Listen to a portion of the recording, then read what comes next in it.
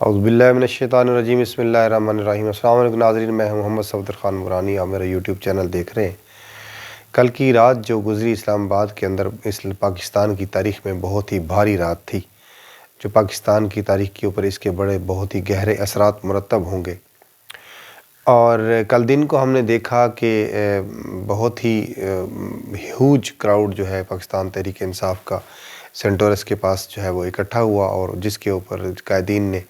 جو ہے بہت لمبے چوڑے خطابات کیے، جس کے اندر بشریٰ بیگم نے بھی اس کے اوپر خطاب کیا، اور حد نگاہ تک وہاں پر لوگ موجود تھے۔ لیکن اس کے بعد جو ہے حالات یکسر جو ہے وہ تبدیل ہونا شروع ہو گئے، اور اس کے بعد چونکہ دھرنا اس وقت تک فیصلہ نہیں ہوا تھا کہ جی آگے موو کرنا ہے ڈی چوک کی طرف یا نہیں کرنا ہے، تو اس کے بعد بہرحال 4-5 بجے کے بعد قائدین نے فیصلہ کیا کہ ہاں جی ابھی ڈی چوک کی طرف موو کرنا ہے۔ تو جو ہی ڈی چوک کی طرف موو کرنا شروع کیا تو جو فورسز کی طرف سے جو اب رکاوٹ ہے وہ آنا شروع ہو گئی، اور شیلنگ شروع ہو گئی، اور اس کے بعد یہ سلسلہ جو ہے وہ تھم نہ سکا۔ اس کے پیچھے تھوڑا سا بیک گراؤنڈ میں اگر میں جاتا ہوں تو کچھ حالات و واقعات ڈسکس کرتے ہیں، جس کی وجہ سے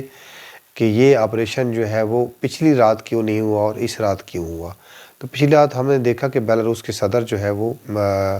پاکستان میں آئے ہوئے تھے، اور اس دن جو ہے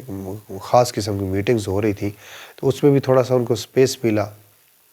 اور دوسرا یہ کہ وہ پہلا دن تھا اور بہت بڑا کراؤڈ جو ہے وہاں پر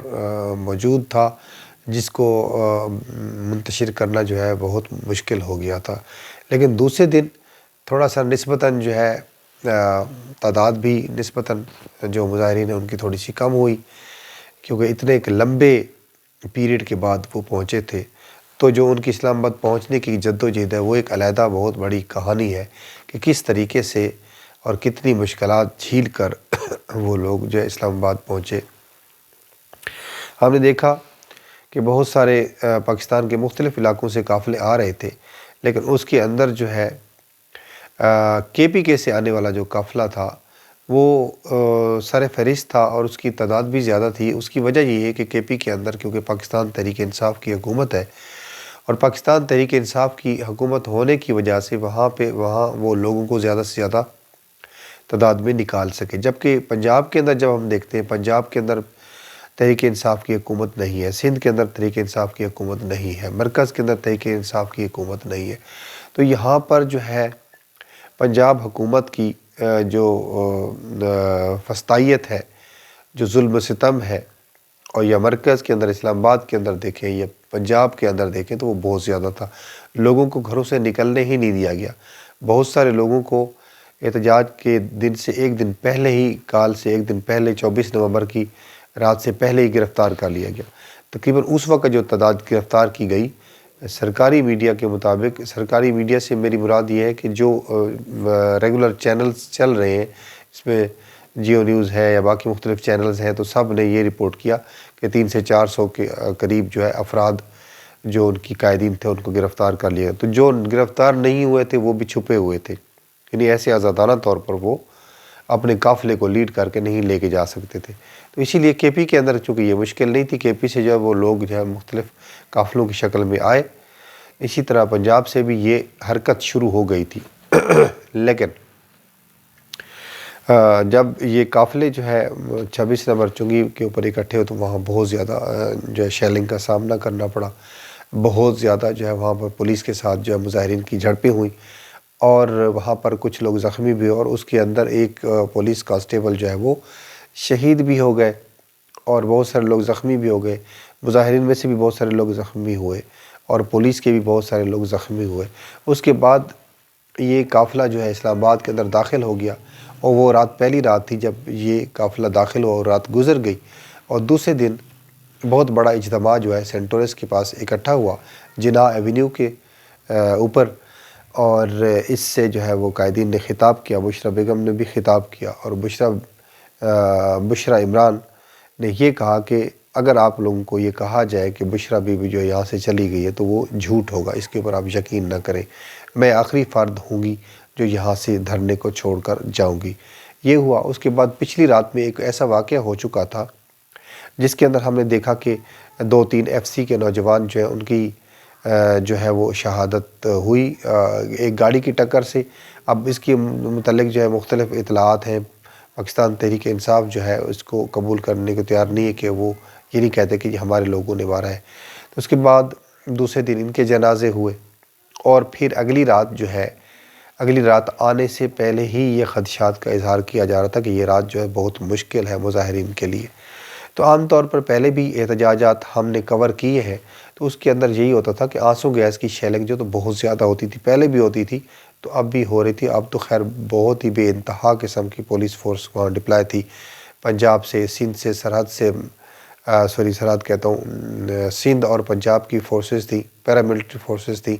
جس کے اندر ایف سی تھی، ریجز تھی۔ تو بہت زیادہ تعداد کے اندر فورسز جو ہے وہ اسلام آباد کے اندر ڈپلائی تھی، اور جو ایکوپمنٹ تھا وہ بھی ان کے پاس زیادہ تھا۔ تو جو ہی یہ قافلہ مڑا ڈی چوک کی طرف تو اسی وقت سے شیلنگ جو ہے وہ شروع ہو گئی، اور اپ ٹو دا اینڈ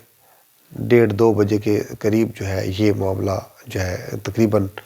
وہ مظاہرین کو منتشر کرنے میں کامیاب ہو گئی جو لا انفورسمنٹ ایجنسیز ہیں۔ لیکن اس کے اندر ہوا کیا؟ اس کے اندر یہ ہوا کہ مختلف اب دونوں فریقین جو ہیں اپنے اپنے دعوے کر رہے ہیں، یعنی تحریک انصاف کہہ رہی ہے کہ بہت زیادہ کیجولٹیز ہوئی ہیں، جن کے نزدیک وہ 200 سے 300 کے قریب جو کیجولٹیز رپورٹ کر رہی ہے، اور جناب ہمارے بہت ہی چست و چالاک اور بہت ہی ایکٹیو وزیر داخلہ صاحب کہتے ہیں جی کہ کوئی ایک بھی ثبوت لے آؤ، کوئی ویڈیوز لے آؤ، کوئی فوٹیج لے آؤ۔ تو وزیر داخلہ کے پاس شاید کوئی ایسے کیمرے ہوں گے جو اندھیرے میں فوٹو بنا لیتے ہیں یا ویڈیو بنا لیتے ہیں۔ جب آپ نے اسلام آباد کی تمام بتیاں بند کر دی، وہاں پہ اتنا اندھیرا تھا، اس کے بعد آنسو گیس کی شیلنگ سے دھواں ہی دھواں تھا، جہاں پہ سانس لینا بھی محال تھا۔ مختلف ٹی وی رپورٹرز بھی وہاں پر رپورٹنگ کر رہے تھے، جس میں سے حامد میر صاحب بھی وہاں پر دیکھے گئے جو رپورٹنگ کر رہے تھے، اور انہوں نے بھی دیکھا کہ وہاں پہ ان کا کسی بھی رپورٹر کا بھی جانا مشکل تھا۔ تو وہاں پر اس وقت تک وہ جو شیلنگ تھی اس کو برداشت کر رہے تھے، ربڑ کی گولیوں کو بھی برداشت کر رہے تھے۔ لیکن اس کے بعد ہوا کیا؟ اس کے بعد جو ہے مظاہرین کو جو ہے بقول پاکستان تحریک انصاف کے اور ان کے جو قائدین ہیں اور ان کے جو ریپرزنٹیٹیو ہیں، ان کے بیان کے مطابق مظاہرین پر سیدھی گولیاں جو ہے وہ برسائی گئی، سیدھی گولیاں ماری گئی، اور وہاں پر لوگ جو ہے وہ زخمی ہوئے، بہت سارے لوگ زخمی اور بہت سے لوگ جو ہے وہ شہید بھی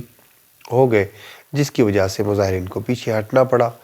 اور قیادت کا جہاں تک سوال ہے کہ قیادت وہاں سے کیسے غائب ہوئی،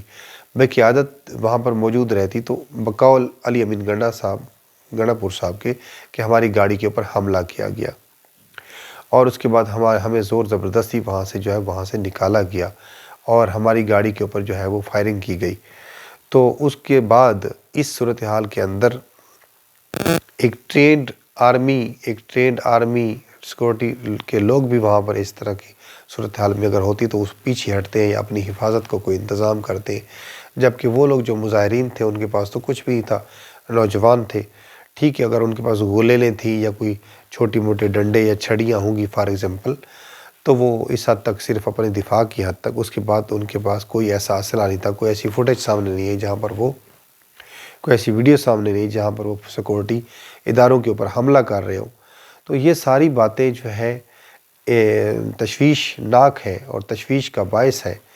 اور آنے والے دنوں کے اندر یہ کیا حالات کیا کروٹ اختیار کرتے ہیں یہ وقت ہی بتائے گا۔ لیکن اس وقت اگر فار ایگزامپل کیجولٹیز ہو گئی،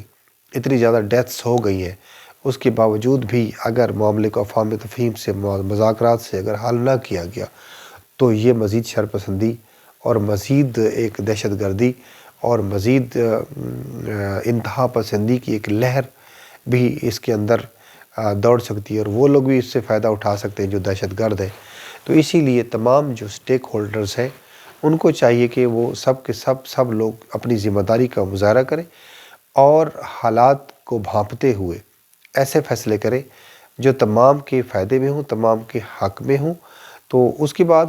عمران خان صاحب کا اگر بات کریں تو جہاں ان کے ساتھ اس دن پہلے دن تو روابط ہوتے رہے اور لوگ جاتے رہے اور مختلف اجازت مانگتے رہے، اور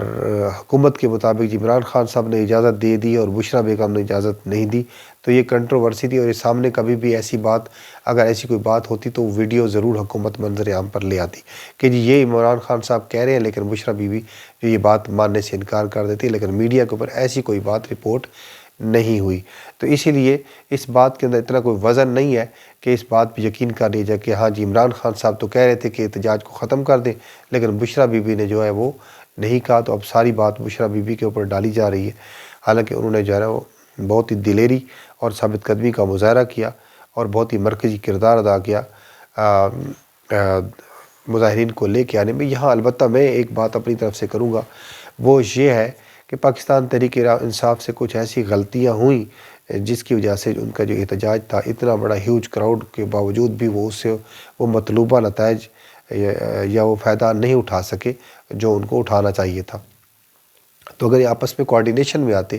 گریجولی آتے، اور اگر 2 دن اسلام آباد کے باہر مختلف داخلی راستوں کے اوپر بھی دھرنا دے دیتے اور بیٹھ جاتے، تو اس وقت اس صورت کے اندر